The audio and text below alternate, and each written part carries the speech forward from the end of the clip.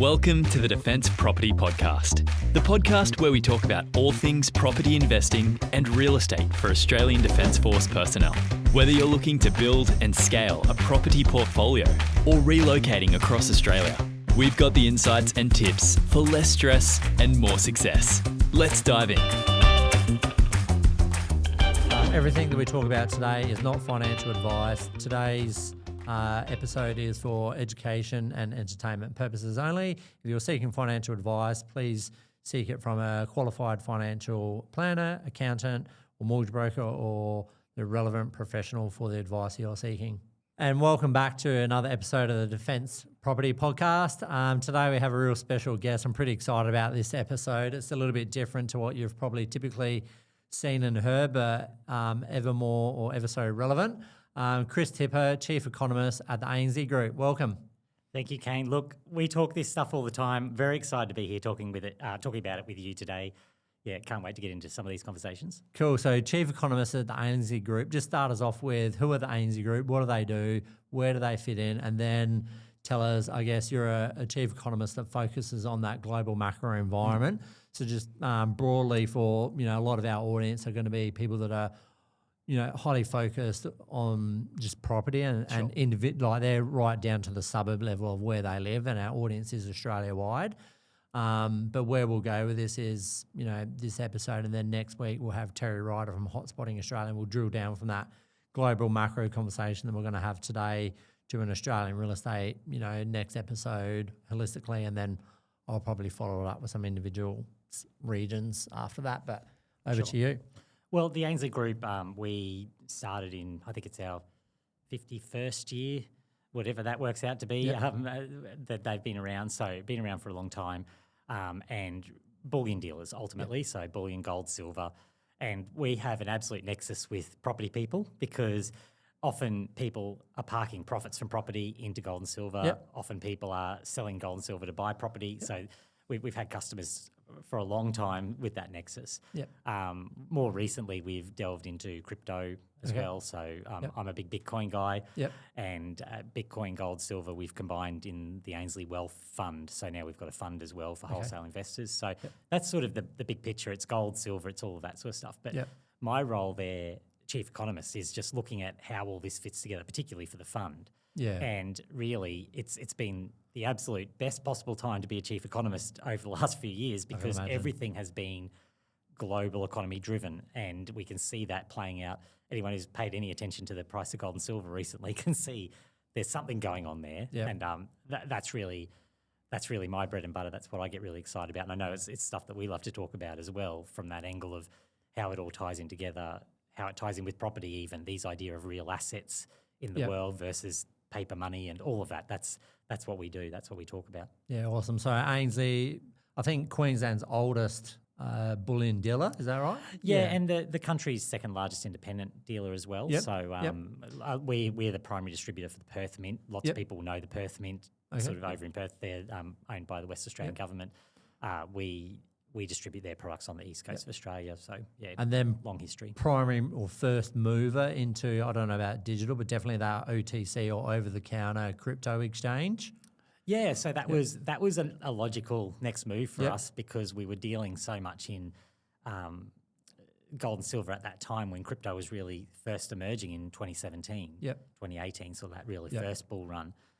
That lots of people wanted to switch between one and the other. And that's a prime part of what we do now is actually allowing people to effectively avoid the problems with banks because banks do not like crypto, I can tell you that one. So people will swap back and forward between precious metals and crypto directly. So that's a big part of what we do in that crypto space. And then there was, I guess, a natural progression into like the fund that we've seen that's fairly new and recent, which has the performance of crypto, I guess, or like it's that Ferrari, the performance, and then but it's also got the safety or the protection of let's say the Land Cruiser Hilux, so it's a good blend of the two. Is that a fairly... I love that. I love that analogy. Yeah, really it was capturing what we were doing personally. So a number of us were invested in Bitcoin, in crypto, but Bitcoin specifically, and doing that swap. It was kind of why I said the crypto came about in Ainslie in the first place, swapping out of that volatile asset when it gets really choppy and volatile and moving into something more stable and enduring, which was the swap to gold. So that's what that fund does. It's just moving, flattening the risk for an investor who doesn't necessarily understand all this macro, understand all what's going on in the world, but wants to have exposure to the upside potential of Bitcoin without some of that downside volatility.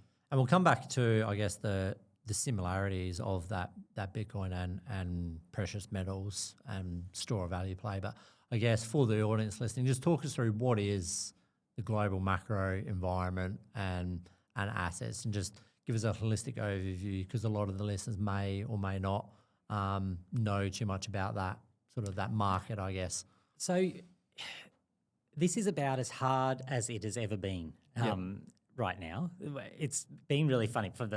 When we were forming the fund, we started right when it was easy. We've been playing the easy bit for a while, which is sort of from 2023. It's been a relatively straightforward path in the global economy. Because you kind of knew the rules of the game. What's happened recently is those rules are changing, and that's creating lots of challenges that we haven't experienced for a long time, particularly in trying to analyse what's going on. So how I look at the economy can really be thought of, you mentioned it before, global liquidity, like something that we talk about, something we think about. Global liquidity is really just how much money is sloshing around in the system, in really simple terms, right? So if you've got a lot of money sloshing around in the system, that generally is going to result in prices. The more money coming into the system, the more prices go up over time, right? That's the basics. It's got to find its home somewhere. It's got to find a home. So every dollar's got to exist somewhere. Whether it's in property, whether it's in gold, whether it's in shares. So that's where we sort of look at it. We then dig into the nuance of that a little bit to figure out where the money is flowing and where it's most likely to settle, because what we've discovered is high correlations between all sorts of different asset classes, all sorts of different asset prices, and where the money is flowing.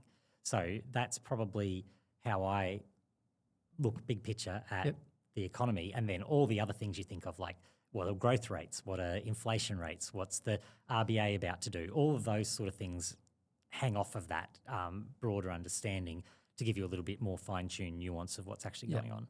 So coming out of Ainslie, like you said, you're obviously a precious metal and a crypto, specifically Bitcoin guy, but what other assets are out there in that global environment that you're sort of paying attention to? Like the bond market would be one, I'd imagine. Yeah, absolutely. Yeah. So the bond market is the world's most complicated thing to understand, really, but in simple terms, it's just debt. So if we've got a lot of debt out there, and we have a huge amount of debt out there at the moment, particularly coming from the US, but Australia's not immune in that regard. I think the Treasurer was just recently talking about we've got to, there's going to be some tough decisions to be made to rein some of this in. But when you look at the bond market, the US dollar, like currency markets, they're some of those key assets that really determine where everything else sits. And then the subtle moves and where everyone's trying to make their money is in the share market, property market, and commodities, which would be sort of where the gold and silver fit to a degree. Crypto, that. So we're looking at that across a broad spectrum. They're all the same. It's all the play on the same underlying fundamentals, but they all respond slightly differently depending on where that money's flowing. That's why it's so important to understand the nuance of the money flows. And for anyone that's listening that says, oh, well, I'm a property guy, this doesn't apply to me. If you've got super, would, this impact, Yeah, and the argument, the dangerous argument, I think, for anyone to make now is to say, I'm a property guy, I'm a shares guy, none of this matters, I'm a gold guy, I'm a crypto guy, because it all matters. It's all part of the same story. Those individual asset classes are just behaving differently. But you hit the nail on the head. Everyone is in this market because everyone has super. Yeah. And where your super sits is so important as part of this story as well. Yeah. So it's tricky because, as I said, I sort of started by saying it's the hardest it's been. That's not great when you're trying to figure out how to invest your money. But at the same time, you have a little bit of responsibility there to understand a little bit of it, I think. And if I could, go back in time, I guess, like I was obviously in the military, did my 12 years and I was a property guy back then, I went, oh, super. Well, it's not relevant to me because that's future Kane's problem or asset, I guess. And I didn't pay too much particular attention to it, but I guess, it's yours, so you should pay attention to it. And part of that means getting educated and learning about what is your super fund doing with it. But to not segue too far away from the conversation, just before we'll get into, I guess, what's going on in what you're seeing in the global environment at the moment. But just to really oversimplify, I guess, the precious metals, what is precious metals and what is money versus, I guess, fiat currency? Like I've obviously, I probably have mentioned on previous episodes, and I've had a few little rants about it because it is something that I, that fits into my philosophies and views and stuff. But just talk us through that. Well, money versus fiat currency. It doesn't take me much to get on a rant or a high horse when we talk about money versus fiat currency. But really, the idea that money's backed by anything is a bit of a joke. It's not, right? Like, so your dollars that are in your wallet are not backed by anything at all. It's just, if anything, they're backed by government debt. Yep. And it's you could call it a Ponzi scheme, and you're not, being too dramatic. Let's just say of how that sits. So the difference between that, where precious metals come in, is I have this chart that I always show when I'm talking to people about what's going on with liquidity, when I'm talking about that liquidity situation. And if you look at what's happened with the amount of growth of, in quotes, money, like the fiat currency. Yeah, the money sloshing around the system. It's up and to the right and going increasingly exponential. Like it's a massive line straight up. I'm just going to jump in because I think I know the exact chart you're talking about, and it's in a slideshow that I presented in Townsville at our defence property workshop. We held up there, and I've held it. So it's a chart I love as well because it paints such a good understanding of the correlation that you mentioned. Well, you see, so when you look at gold, the argument for gold has always been, at the end of the day, it's a rock, right? Like it's a big piece of metal. We're talking about bullion here, that investment grade lump of gold. Yeah. But when you look at the performance of that over quite literally thousands of years, it hasn't changed in price, which is an odd thing to say, but it's stayed static. What's happened is the amount of money has varied. Yeah. So you can buy about the same amount of goods and services with an ounce of gold that you could thousands of years ago, which is nothing else has performed like that, right? Like as that store of value. But that chart's really interesting because what it shows is that when you look at people's wages, they go up with CPI inflation. So this idea of inflation, we hear the inflation rate. I don't know what it is at the moment. I can't remember the exact number. But I think globally, I tend to think more globally in this, it's sitting around that sort of 3% level. Yeah. 3 is the new 2%. Yeah, 3 the new 2%. And people go, that's nonsense. Like my cost of living has gone up by more than 3%. What's going on here?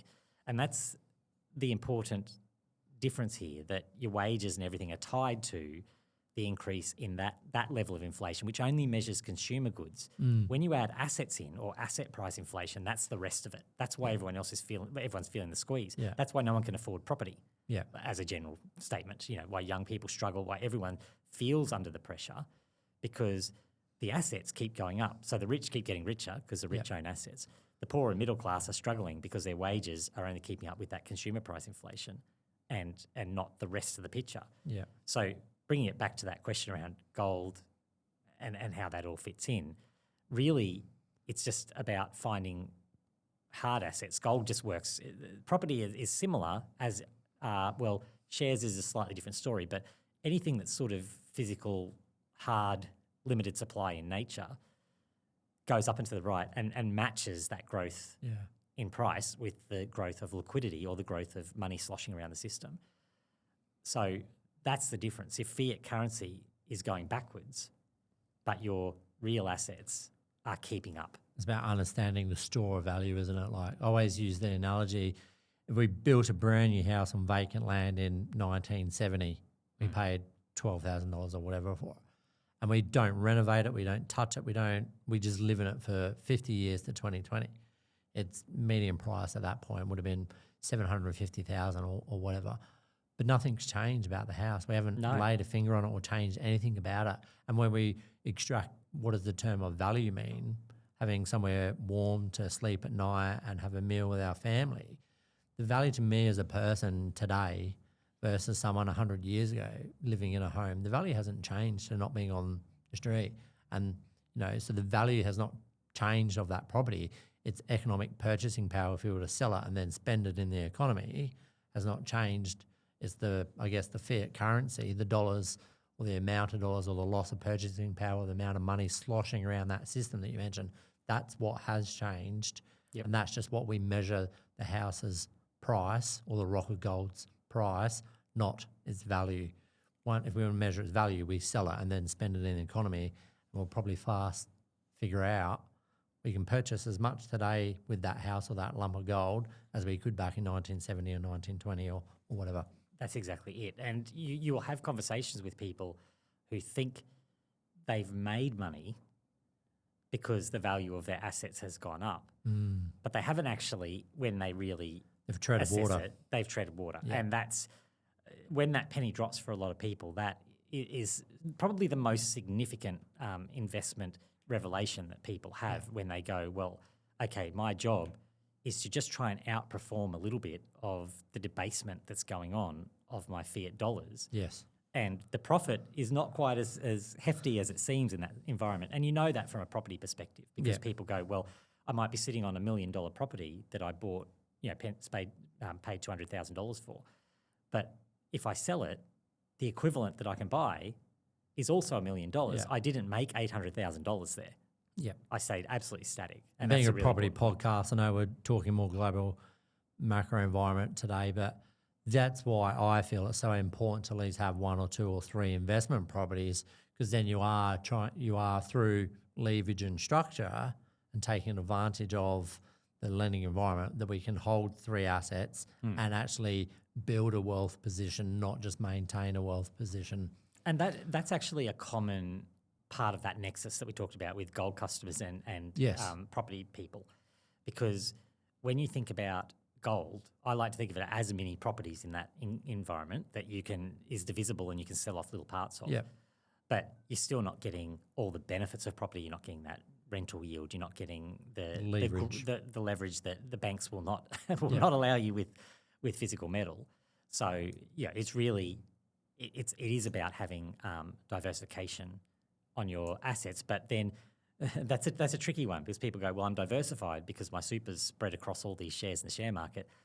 That's not the same thing that we're talking about here because we're talking about really physical assets that are maintaining that pace, particularly as we get a little bit out of control. And that's this macro picture that we can talk a little bit more about. Yeah. But really, we're out of control as it stands at the moment globally. Well, let's go into that. Talk us through what you're seeing in that global environment. So, US, China, just guide us through. Well, it really started with the financial crisis in 2008. Yep. Where you had a bit of a breakdown because we were on the edge of the system collapsing, that it really opened the floodgates for the world to throw away any idea of austerity and really focus on debt. So debt became the driver.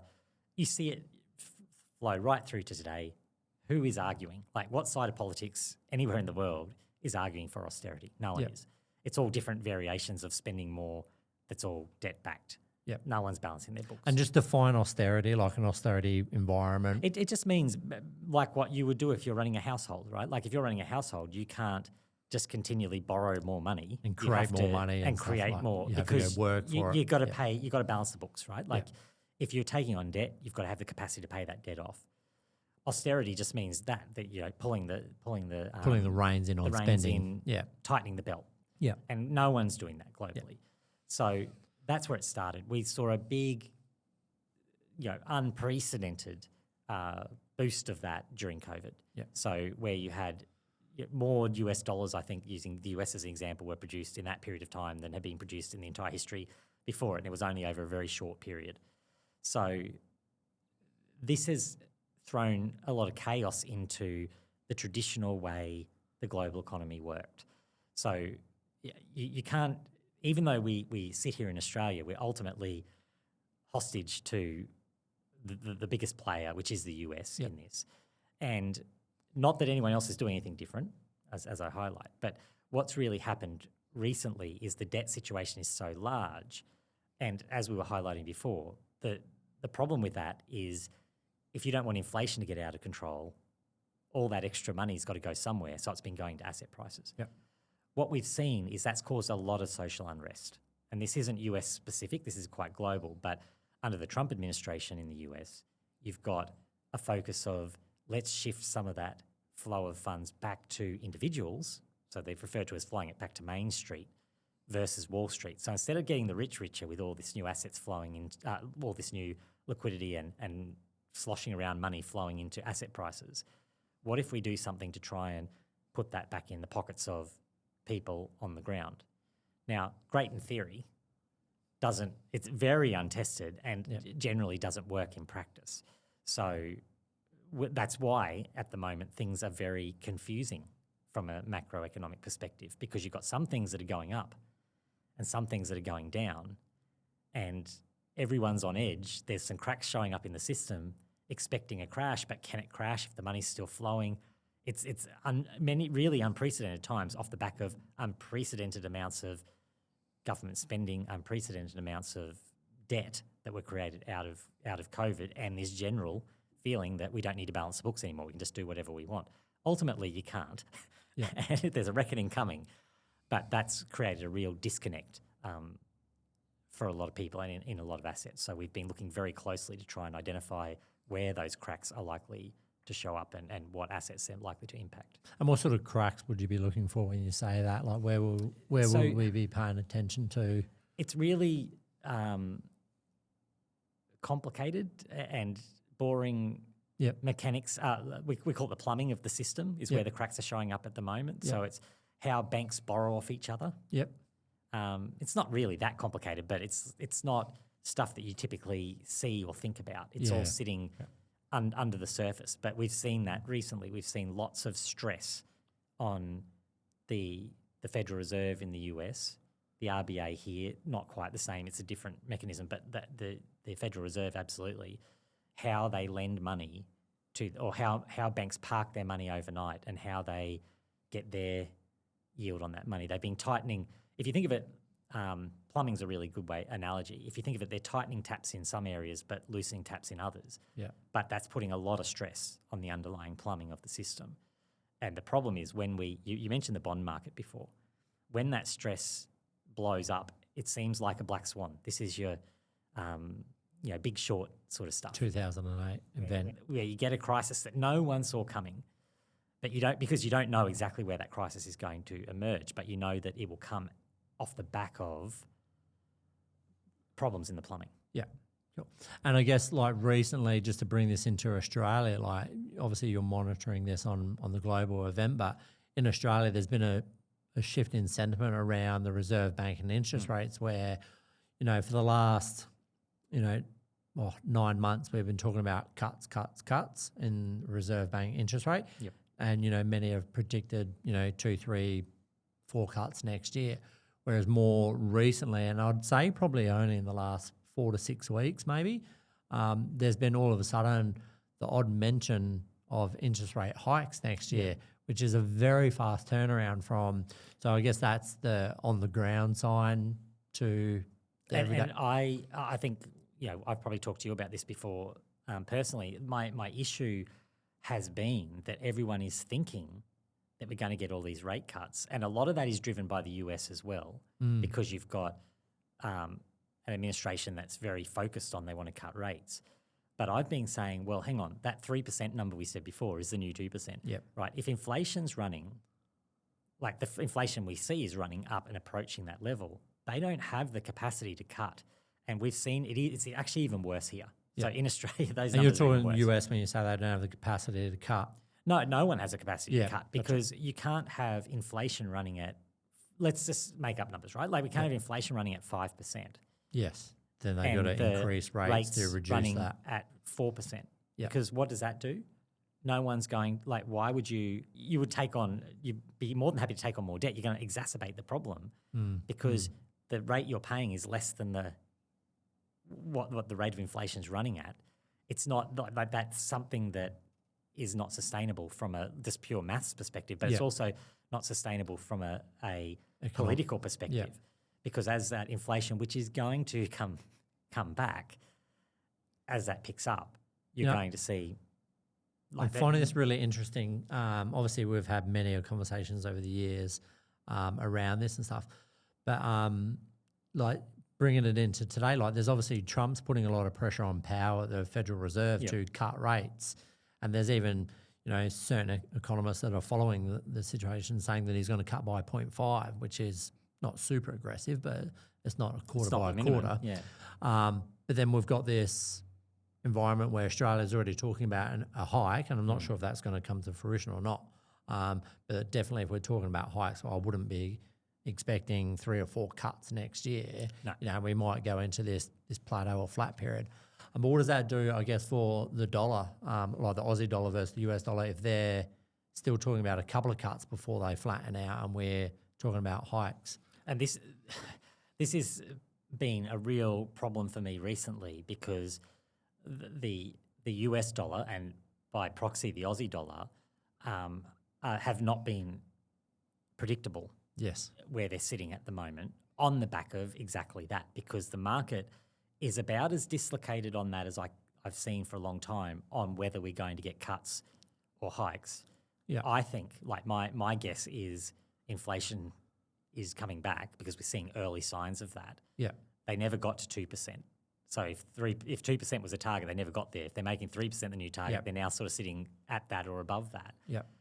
I'm not sure, nor seems to be the market, because the US dollar is sort of just sitting there. So the Aussie's been having a little bit of a rally, it's up and down. Yeah. But really not moving a whole lot of anywhere, and neither's the US dollar. I think we're going to get a resolution to that on the answer to that question of whether rate cuts whether they're going to be pushed through anyway, even though they don't make mathematical sense and are just going to exacerbate the problem that very quickly sees us back in a rate hiking cycle. And there's a political motivation for Trump to apply that pressure to get the cuts, isn't there? So coming into mid-year terms and that he can spend at a cheaper rate.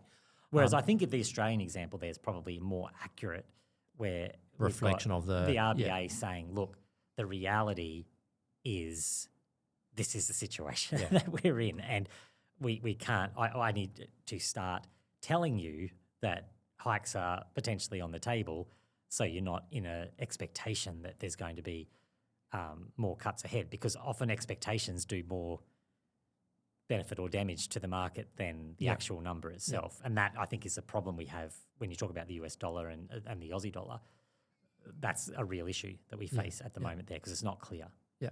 And just for, I guess, the audience listening that's, in Australia that might not pay too much attention to this, I guess the two main mandates of the Reserve Bank of Australia and the Federal Reserve, I guess, would be to control inflation. So as the economy is really weak, people are struggling to get new contracts for their businesses and no one's spending. So they want to be decreasing interest rates to stimulate business activity. So then businesses spend and the economy comes out of a quiet period and into a thriving environment, and to control unemployment levels within the country. So as in that environment where the businesses are contracting and not spending and doing anything, employment's decreasing as well. So they would then decrease the interest rate to allow businesses to access more credit to then employ more people and stimulate that economy.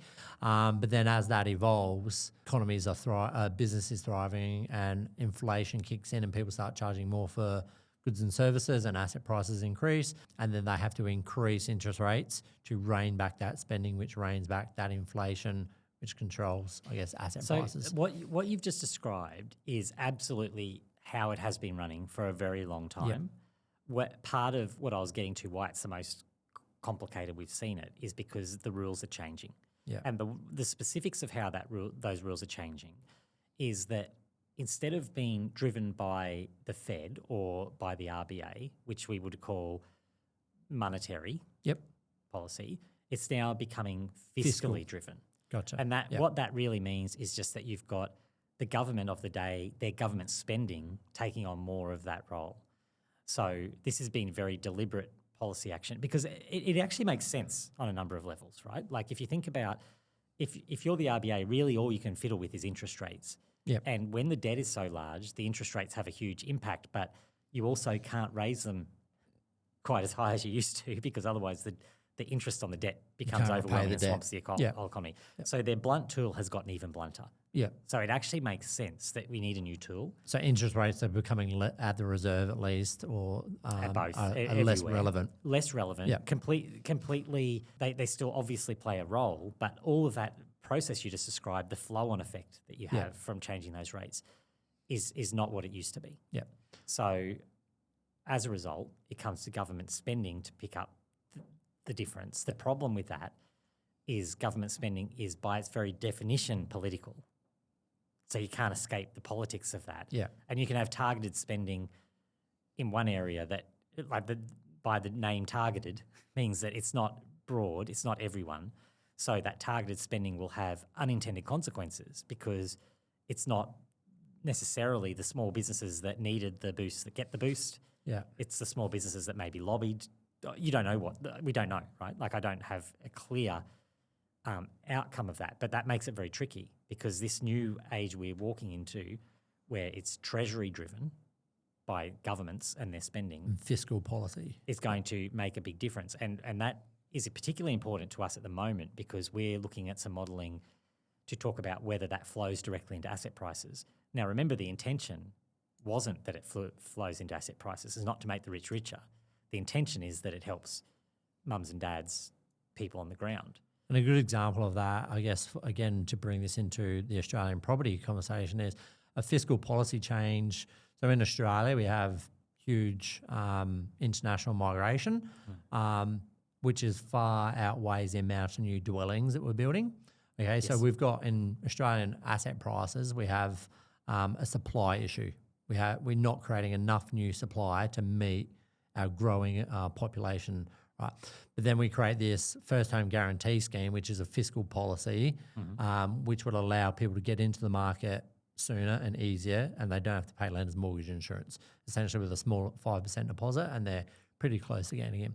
There were some recent changes in October which allowed increased the threshold depending on the region and state, regional capital, but also removed the income cap to access this policy.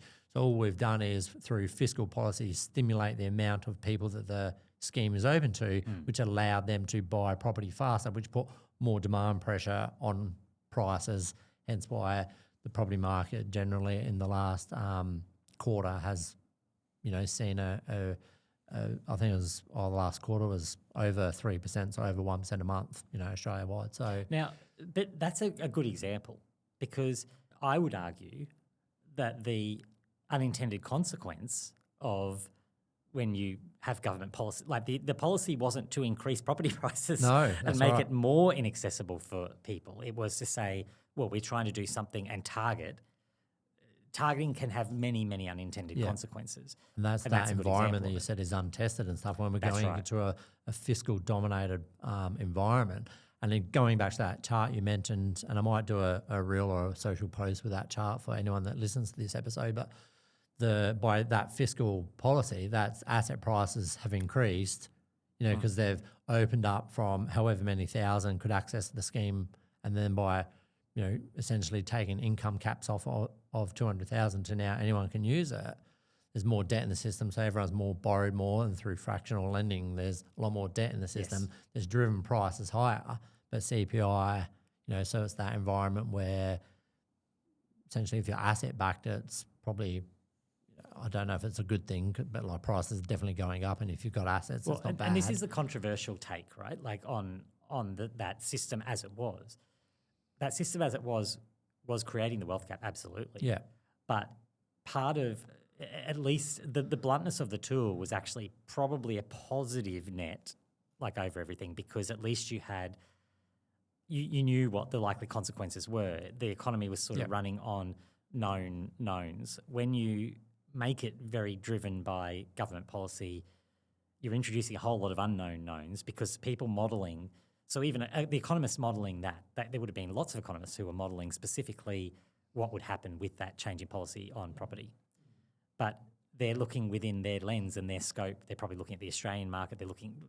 No one can look across the entire spectrum of all the consequences that that's going to bring. So the general idea is that you let the market figure that out. The market's quite good at figuring that out. But the market has figured it out here, hasn't it? Like it has actually done its job and said, well, you know what this is going to do? This is going to create a squeeze on property, so we'll start pumping the prices by percentage points a month. Yeah, well, every property owner that had a property for sale immediately added arguably 50,000 to the price that they were going to get. Because did that help the guy on the street, or did that help the people who already own property who were arguably probably on the upper end of town? Like, not everyone. I'm not suggesting that. Like, I know property is very broad, but who most benefited from that? Yeah. Probably not the intended people. No, such a that's interesting.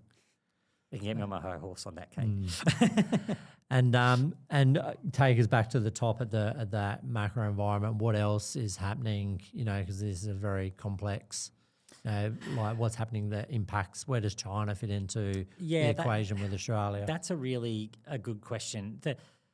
What I'm starting to identify through a lot of the things that we follow is that there's a bit of a capital war starting to emerge between China and the US.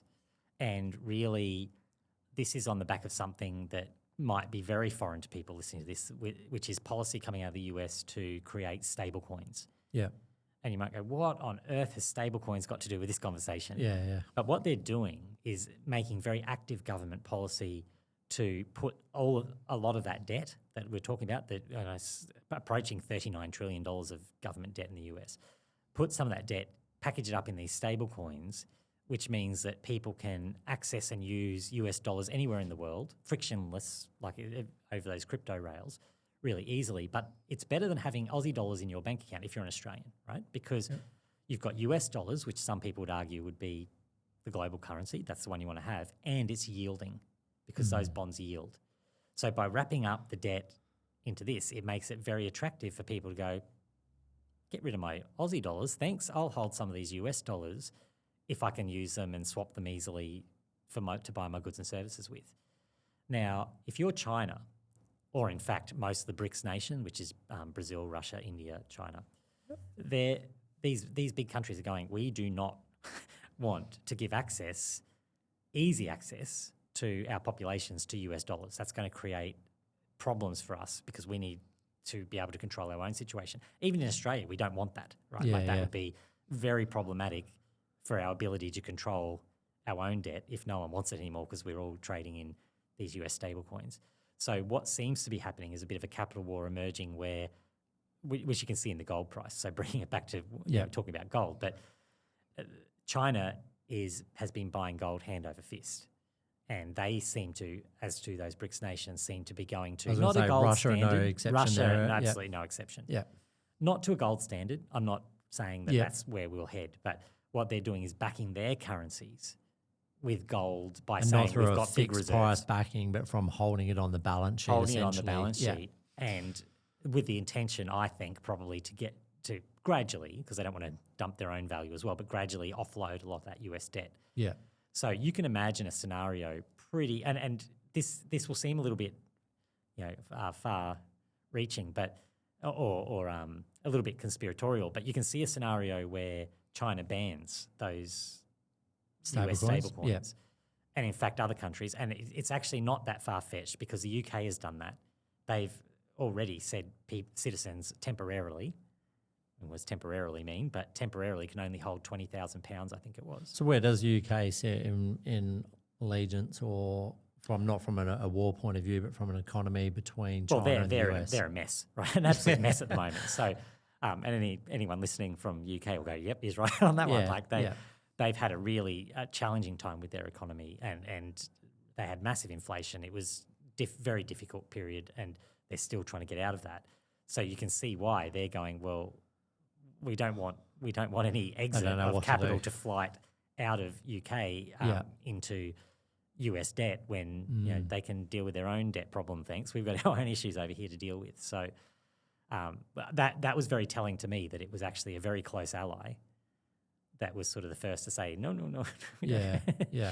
None of that, thanks. So to break that down, we've got like the BRICS nations, starting with Brazil, Russia, India, China, Saudi, and then because it's getting to be quite large. Yeah, I was going to say plus, there's a lot more in there now, every isn't friend there? there, and it's probably not even as politically polarized as it was initially. And holistically, as you know, without going too far down the rabbit hole and stuff like, they're moving away from the petro dollar or the oil-backed dollar, and purchasing gold on their balance sheet. So they're siding or progressing to the side of gold, and then the US, which is 50% of the global economy or thereabouts.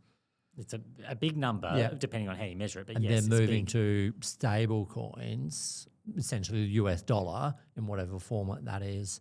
You know, as these countries are moving away, they're trying to force more into. So it's that capital wars you're mentioning between you know, gold and stable coins. But it's what do stable coins have? I think the issue is everyone will be acknowledging stablecoins are a better form of gold because you can. Well, they're not in terms of what they're backed by, but they're certainly more usable. Yeah, like we all know that the dollars, from the conversation we're having before, the dollars in our pocket are going backwards. Yeah, doesn't stop us from holding them and what do using you our bank do with account those because you've got to stable be able coins? to use it. Yeah. The problem with gold is you can't really use it, so it's a bit of a difficult war to win going on the gold angle unless you implement some of those more aggressive sort of banning type policies or what will probably happen is it will probably accelerate into other countries doing the same thing, like creating their own Aussie dollar. Like this is where the stable coins potentially merge eventually into central bank digital currencies, which is highly controversial in itself. But you know, you start to see more of these other countries going, well, we need to move away from that. We need to have our own. Whether gold plays a role in that, I'm not sure, but certainly to stop people flocking to US dollars. Yeah. It's funny, I'm sitting here like processing this all and thinking about previous conversations and stuff, and we're talking about, you know, almost the East and the West, where one's moving to gold, but we're criticising that gold's not that usable. It's great store of value, but you can't spend it, and all those, you know, unit of exchange and stuff that issues gold has, I guess. But then we've got the US dollar, which is perfect for medium of exchange and spending and stuff, but not the greatest store of value. And then you merge the two and you kind of end up at Bitcoin. And I know we're not here to talk about Bitcoin, and it's probably a whole conversation in itself there, but such an interesting piece that's as we evolve, and you can make this argument we're moving from, or you've made the argument we're moving from a monetary dominated policy to fiscal policy environment. And is that just coinciding with the emergence of Bitcoin? Well, there's absolutely coincidence involved, but also I don't think anything would, like Bitcoin in this example, would get to this level it's gotten to without this happening. Yeah. Without the debt continuing to spiral, without them needing to move away, without the culture wars that have effectively emerged from the haves and the have-nots from that system as it was. All of that, I think, has led to the perfect environment for something like Bitcoin to really do what it's done, to bridge that gap, because as you described, that is perfect. It's kind of the best of both worlds in there. I mean, that's my personal view on it, but you know, it's untested for 5,000 years, unlike gold. And you know, you look at it's why I still have gold, I still have Bitcoin, and I still have property, because at the end of the day, you've got to live somewhere, and you know that's tested, that it's battle hardened as a store of value. You got your gold that's long term battle hardened, and I've got some Bitcoin on the side for the Ferrari. The Ferrari. Yeah. And I guess so. I mean, I've thoroughly enjoyed this conversation, as I always do when we get together for lunch or whatnot. But I guess circle back to like the audience who are predominantly, you know, maybe the defence community or veteran community that are either wanting to buy their first property, or maybe they've got a property that wants to buy another one. What's some, you know, like I like to feel that I've kept my own here and held it all right with the conversation, but a lot of this would be far beyond some of the typical audience that are listening. What are some key like takeaways for people to go and apply or understand, or what should they go learn about when, you know, they're considering, you know, I want to get into the property market or, you know, start that investing journey, I guess? I think it's actually, all that complexity is really simple if you break it down to, if you can't touch it, and Bitcoin is a slight variation on that, but think of it in terms of your ledger. If you can't touch it, then in a very complex, changing world, we know the things you can touch are going to go up. Yeah. So if it's property, it makes sense. If it's your first property, you've got to get in somewhere. You've got to start that journey, right? Like, so that's sort of, for a lot of people, the place to start. It's on the balance sheet at least. You've got to get it's an asset on the balance sheet that's going to keep up. It might not be the fastest horse in the race. It might not be the Ferrari, but it's going to at least keep up with inflation, as we've highlighted. Yeah. Beyond that, you have to be looking at not just ignoring your super. Yep. You have to look at what's in that super. So it might be that's where you put some gold, or you think about some crypto or whatever. But you really need to be at least understanding that you're not going to keep up by saving dollars. That's not the answer. You have to be out of dollars and into assets. Hard assets is what I would recommend. Yeah. So that would be the simplest way to put it. That sloshing around money is just keeping going up. It's going up faster and faster. It always ends the same way, and that is with the holders of real assets benefiting, the holders of everything else not. And to explain that further, that Chris mentioned about having savings and that, and inflation effectively eroding your deposit, and in property terms, that's I've been priced out of the market. Yep. My 50, 100,000 deposit won't get me the home that it used to or would have 5, 10 years ago, whatever. But if we go the next level down and look at that, like we go to work, we've got a job, we earn $1. Obviously, we all pay tax. There's tax and death as certainties, and whether that's 47 cents, 30 cents, whatever the tax brackets currently are, we pay off the top of our hard-earned dollar, let's call it 30 cents. Off the other end, though, we put that 69 cents, 70 cents in the bank. And off the other end, inflation's burning it the longer it sits there. So if that dollar that we've earned sits there and it's still there 5 years later, and inflation, 2 or 3%, that's 10 or 15%, that dollar has now lost. Yep. So your dollar candle is getting burnt at both ends by losing its value. Whereas parking it in any of those hard assets, at least you're giving it a fighting chance of still being the same dollar.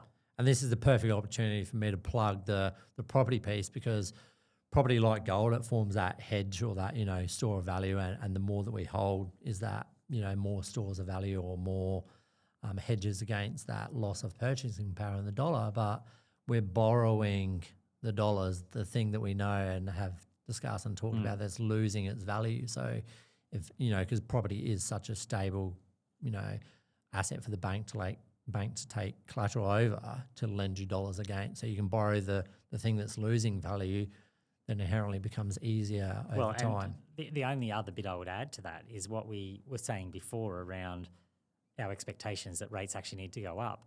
If the government becomes, or the Federal Reserve in the US, the RBA in Australia becomes determined that they're going to cut them anyway, then you could actually be in a situation where you're borrowing money at less. So it's actually net, you're gaining.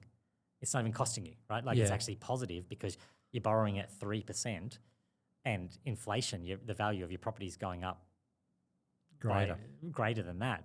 It becomes an absolute no-brainer in that scenario to have debt as the driver of it personally. So that's a little bit deeper. You can spend a bit of time mulling over that and thinking about the numbers. But yeah, that's the argument. If the government really can't raise rates and inflation's still picking up, there's a double benefit that you only get with property, because you can't borrow at that scale in any other asset. Yeah. And I think, I've said it before, but there's a very real risk, and ignorance is no excuse, that having large amounts of fiat currency or dollars sitting in the bank for long periods of time is not making you wealthy by any means. I feel personally that you would be going backwards, because people will make the argument that you get paid interest, but you might earn your 5% in today's market or whatever a savings interest rate is paying you, but you're paying tax on that. So you're really only getting, a net yield of 5% less your marginal rate of whatever your income. Well, I'm level always is. very cautious to say not financial advice on lots of things that I say, but leaving large amounts of money in the bank, I can say definitively financial advice is not a good idea. Yeah, yeah. Like that's just maths. Like no one can come at me on that. That's facts. Yeah, yeah. I mean, very thought-provoking conversation, and I feel that, hopefully plenty of the audience got something out of it, but any final thoughts or points to mention? Just really reiterating that it is difficult at the moment. So don't be overwhelmed by going, oh, it's all too hard. Like it's actually probably as hard as it gets right now. So, find that North Star back to those hard assets that you understand. Yeah. Those assets are not complicated to understand themselves. Yeah. The rest of it might be complicated, but the assets aren't. Yeah, and what Chris is that saying makes there sense. is you don't have to understand like the broader macro environment no. to understand the individual asset classes that And to understand that property does what property does, that gold does what gold does. and understand the difference between money and fiat currency, and like that store of value conversation is a great place to start. Absolutely. Yeah. Well, Chris, it's been a pleasure having you on the podcast. Where can people find you if they want to reach out? Best way to find me is on X at Tipper Analytics. Yep. That's That's the best way. Twitter. Oh, Twitter if you're old school, Yeah. but I'm cutting edge. So X at Tipper Analytics, or if you go to ainsleewealth.com, you'll find all the research we put out. Yep. That's probably a good place to go if you want to dig into some more of the deeper things that I've been talking about here today, because I put all that out for free every week. So it's all there. And then also you have YouTube. You're quite frequent on YouTube. If you look on the Ainslie channel on YouTube, Yep. you'll see us digging into that, particularly those monthly longer form Yep. ones that we do. You'll get a lot more of me talking about with other people who know probably more about what they talk about than I do. Yeah, and they've gone in great in depth of what was spoken today monthly, Yes, giving that's updates. right. And with all the charts and everything, and Yeah. that helps you a little bit. Yeah. But all that's free. We're not we don't make our money by selling information. We make our money by being right on the trading of it. So I think excellent. that's valuable. Well, I'd love to do this again in a few months' time if you're keen to come back That'd on be the fantastic. podcast. Love these conversations. Appreciate your time and thanks for coming on the Defence Property Podcast. Thanks so much, Kane. Cheers. Hey, can we just do a quick non-financial advice disclaimer? Recorder, and I'll just get them to edit it back to the start. Do you know one off the top of your head? No, Not I really? usually just read it off my thing. Yeah, I'll do one. Right.